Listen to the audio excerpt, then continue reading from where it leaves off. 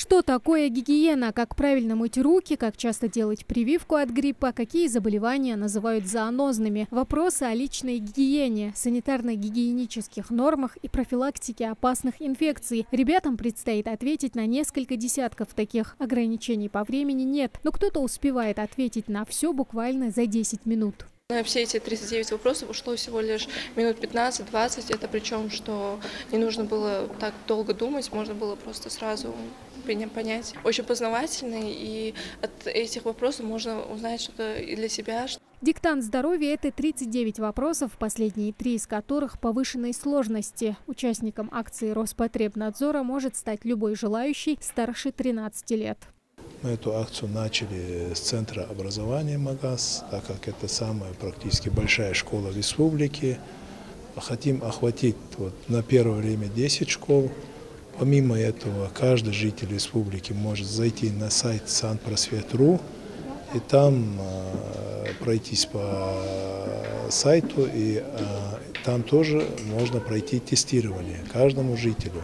Вопросы для диктанта подготовили ведущие научные эксперты проекта Роспотребнадзора «Санпросвет». Сегодня диктант здоровья писали старшеклассники во всех 89 регионах страны. Вопросы были довольно интересные, касающиеся здоровья, что очень важно, как по мне, проводить такие мероприятия, чтобы люди никогда не забывали о мерах безопасности.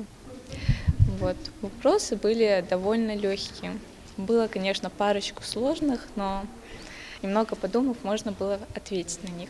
Курс на повышение санитарной грамотности среди населения задала Госдума еще в 2022 году, приняв соответствующий закон. Диктант здоровья проходит в России уже во второй раз. В прошлом году в нем приняли участие более 400 тысяч человек по всей стране. Ингушетия же присоединилась к просветительской акции впервые. Это проводится акция с 13 лет и старше, для детей старше 13 лет и взрослых, для того, чтобы обратить внимание на необходимость соблюдения правил личной гигиены, для того, чтобы более широко узнать о вакцинопрофилактике, о необходимости вакцинации и о всех необходимых мероприятиях. У нас в республике, как и во всей стране, Министерство здравоохранения также участвует в этой акции.